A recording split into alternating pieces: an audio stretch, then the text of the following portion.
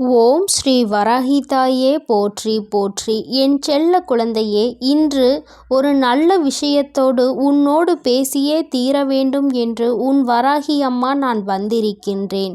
என் தங்கமே, சில விஷயங்கள் உனக்கு தெரியாமல் உன் பின்னால் நடந்து கொண்டிருக்கிறது. அதை இன்று நான் உன்னிடத்தில் சொல்வதற்காக வந்திருக்கின்றேன். என் தங்கமே, இன்று அம்மா சொல்வதை கேட்காமல் நீ இருந்து விட்டால் அதன் பிறகு ஐயோ அம்மா, இதுவெல்லாம் தெரியாமல் இருந்து விட்டேனே, எனக்கு இந்த விஷயங்களை சொல்லாமல் விட்டு விட்டாயே என்று நீ ஒருபோதும் கதறக்கூடாது. என் குழந்தைக்கு இன்று இந்த விஷயத்தை தெரிவித்து விட்டால் நாளை உனக்கு வர இருக்கின்ற மிகப்பெரிய பிரச்சனையில் இருந்து நீ நிச்சயமாக தப்பித்து கொள்வாய். என் தங்கமே, உன்னோடு இருக்கின்ற ஒருவர் இப்பொழுது உன் அருகில் இல்லை. என்னாலும் உன்னுடைய கவலைகளில் எல்லாம் பங்கெடுத்து கொண்ட அவர் இப்பொழுது உன் அருகில் இல்லை. எல்லாவற்றிற்கும் காரணம் என்னவென்று தெரியாமல் என் குழந்தை நீ பரிதவித்து கொண்டிருக்கின்றாய். நம்மை சுற்றி என்ன நடக்கிறது என்று தெரியாமல் நீ இருந்து கொண்டிருக்கின்றாய். இந்த வாழ்க்கை உனக்கு கொடுத்தது என்னவென்பதும் நீ இன்னும் புரிய முடியாமல் தவிக்கின்றாய். இந்த உறவுதான் நம்மோடு நிரந்தரமாக நிலைத்து நிற்கும் என்று நீ நினைத்து உன்னுடைய மனதில் இருக்கின்ற கவலைகளுக்கெல்லாம் ஆறுதலாக அவர்களையே வாழ்க்கையில் வைத்திருந்தாய். ஆனால் இப்பொழுது அவர்கள் உன் அருகில் இல்லை. காரணத்தை அறிய முடியாமல் என் குழந்தை நீ தவித்து கொண்டிருக்கின்றாய். அவர்கள் மனதில் என்ன இருக்கிறது என்பதையும் உன்னால் புரிந்து கொள்ள முடியவில்லை. என் தங்கமே, உன் மனதில் இருக்கின்ற இந்த கவலையினால் உனக்கு வேறு எந்த விதமான விஷயங்களிலும் உன்னுடைய கவனத்தை திசை திருப்ப முடியாமல் அப்படியே நொறுங்கி போய் நின்று கொண்டிருக்கின்றாய்.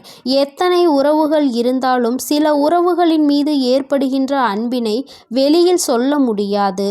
உறவு என்பது மனதிற்கு பிடித்தவர்களாக இருக்கும் பொழுது அவர்கள் சொந்த பந்தமாக தான் இருக்க வேண்டும் என்று கிடையாது. அக்கம் பக்கத்தில் இருப்பவர்களாக கூட இருக்கலாம். ஏதோ ஒரு உறவு உன்னுடைய அனைத்து கவலைக்கும் உனக்கு மருந்தாகி இருக்கிறது என்றால் அந்த உறவினை வாழ்க்கையில் நீ நிரந்தரமாக நினைப்பது எந்தவிதமான சந்தேகமும் உனக்கு வேண்டாம்.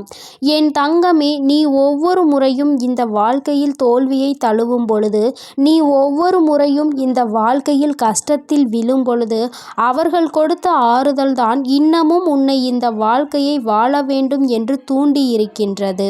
என் தங்கமே, உன்னுடைய மனதிற்குள் நீ கொண்டிருக்கின்ற சில எண்ணங்களை அவர்களிடம் பகிர்ந்து கொண்டு அதற்கான நல்லதொரு தீர்வினை பெற வேண்டும் என்று நீ நினைத்து கொண்டிருந்தாய். ஆனால் விதிவசம் அவர்கள் இப்பொழுது உன் அருகில் இல்லை. என் குழந்தையே, அவர்கள் உன்னை விட்டு செல்லும் பொழுது உன்னிடத்தில் எந்தவிதமான காரணங்களையும் சொல்லவில்லை. காரணத்தை சொல்லிவிட்டு சென்றிருந்தால் கூட என் குழந்தை மனதிற்குள் அது மிகப்பெரிய ஆறுதலாக இருந்திருக்கும். ஆனால் காரணங்களை அறிய முடியாமலும் அவர்கள் சொன்னதற்கான வருத்தங்கள் ஏதேனும் இருக்குமா என்று என் குழந்தை உன்னை போட்டும் உன் மனதை போட்டும் நீ குழப்பிக் கொண்டிருக்கின்றாய். என் தங்கமே, ஒரு விஷயத்தை நன்றாக புரிந்துகொள். நான் சொல்வது சிலரது வாழ்க்கைக்கு மிகவும் அருமையாக பொருந்தும்.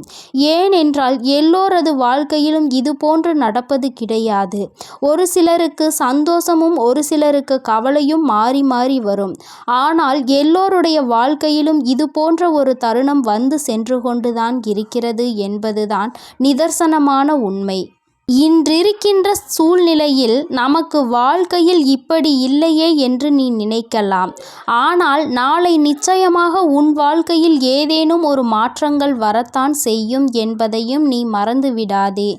என் தங்கமே, நீ நினைத்தது போல உன் வாழ்க்கை உனக்கு கொடுத்த பல கஷ்டங்கள், அதற்கு ஆறுதலாக இருந்த அந்த உறவு உன்னை நடுக்காட்டில் தத்தளிக்க விட்டது போல விட்டுவிட்டு சென்று விட்டது. என் தங்கமே, அதிகமான அன்பும் அதிகமான அக்கறையும் கொடுத்ததல்லவா அந்த உறவு. உனக்கு இன்று வாழ்க்கையில் இருந்து அது விலகி சென்ற சூழ்நிலைக்கு வந்திருக்கின்றது என்றால் அதற்கு என்ன காரணமாக இருக்க முடியும் என்று அம்மா உனக்கு சொல்கின்றேன். என் தங்கமே, பொதுவாகவே இப்பொழுது இருக்கின்றவர்கள் எல்லாம் ஒன்றை விட இன்னொன்று கொஞ்சம் அதிகமாக தெரிந்துவிட்டது என்றால் அதை நாடி சென்று விடுகின்றார்கள்.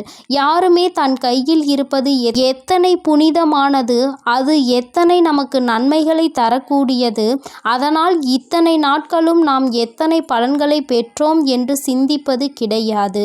மாறாக புதிதாக ஒன்று வாழ்க்கையில் கிடைத்தவுடன் அதை தேடி சென்று விடுகின்றார்கள்.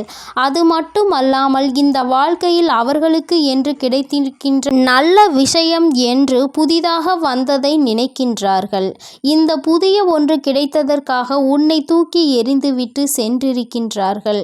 நீயோ அவர்களுக்கு ஏதேனும் கஷ்டம் இருக்குமோ, அவர்கள் நம்மை விட்டு சென்றதற்கு வேறு ஏதேனும் காரணங்கள் இருக்குமோ, அது என்னவாக இருக்கும் என்று உன் மனநிலையை அலையவிட்டு நீ யோசனை செய்து கொண்டிருக்கிறாய். ஆனால் உன்னுடைய உதவிகள் எல்லாம் இப்பொழுது அவர்களுக்கு தேவைப்படவில்லை. மாறாக அவர்கள் தங்களுடைய வாழ்க்கையை வேறு பாதையில் கொண்டு சென்று கொண்டிருக்கின்றார்கள். அதற்கான முடிவையும் எடுத்து கொண்டார்கள். என் தங்கமே, செல்கின்றவர்களை விட்டுவிடு. ஏனென்றால் அவரை பற்றி உன்னிடத்தில் நான் சொல்லியிருக்கின்றேன். ஆனால் இது நாள் வரையிலும் உனக்கு தெரியாமல் இருந்தாலும் இப்பொழுதாவது அதை நீ தெரிந்து கொண்டாய். ஆனால் போதும் என் தங்கமே. சில நல்ல விஷயங்கள் உனக்கு ஆரம்பத்தில் கசப்பாக தான் இருக்கும். ஆனால் நாட்கள் செல்ல செல்லதான் அது உனக்கு புரியும் நீ எந்த அளவிற்கு ஏமாற்றப்பட்டிருக்கிறாய் என்று. ஆரம்பத்தில் எல்லாமே வாழ்க்கைக்கு அழகானதாக தான் தோன்றுகின்றது. நம்பிக்கை என்பது உன் வாழ்க்கையில் உனக்கு எந்த அளவிற்கு அதிகமாக அவர்களுக்கு கொடுத்திருந்தாயோ அந்த நம்பிக்கைக்கு ஒரு சிறு துளி அளவு கூட பாத்திரமாக இல்லாதவர்களாக தான் அவர்கள் இருந்திருக்கின்றார்கள். என் தங்கமே, வாழ்க்கையில் நீ செய்த பல நல்ல விஷயங்கள் இன்று உனக்கு கை கொடுத்திருக்கின்றது. உன்னை மற்றவர்கள் ஏமாற்றினாலும் ஏமாற்றக்கூடாது என்பதில் உறுதியாக நீ இருக்கின்றாய் அல்லவா? என் தங்கமே, உன்னுடைய வாழ்க்கையில் உனக்கு என்று வந்த பல சோதனைகளை எல்லாம் கடந்து வந்து வாழ்க்கையில் இந்த உறவுதான் நிரந்தரம் என்று நம்பி நின்று கொண்டிருந்தாய். இந்த நம்பிக்கைக்கு கிடைத்த ஏமாற்றம் உனக்கு மிகப்பெரிய சோதனையாக தான் இருந்தது. உன்னால் தாங்கிக் கொள்ள முடியாததாகவும் இருந்தது. ஒரு கட்டத்தில் என் பிள்ளை, நமக்கு மட்டும் ஏன் வாழ்க்கையில் இப்படியெல்லாம் நடக்கிறது, நம்மை பார்த்தால் இவர்களுக்கு எப்படி தெரிகிறது என்று வேதனைப்படத் தொடங்கினாய். என் தங்கமே, உன் மனதில் ஒரு விஷயத்தை தெளிவாக புரிந்துகொள். வாழ்க்கையில் ஒரு கட்டத்தில் உன்னை காலை வாரி விட்டு நடுக்காட்டில் உன்னை விட்டு செல்கின்ற யாருமே அவர்கள் மனதில் ஆரம்பத்திலேயே உன் மீது நல்ல எண்ணத்தில் இருப்பது இல்லை என்பதை நீ புரிந்து கொள்ள வேண்டும்.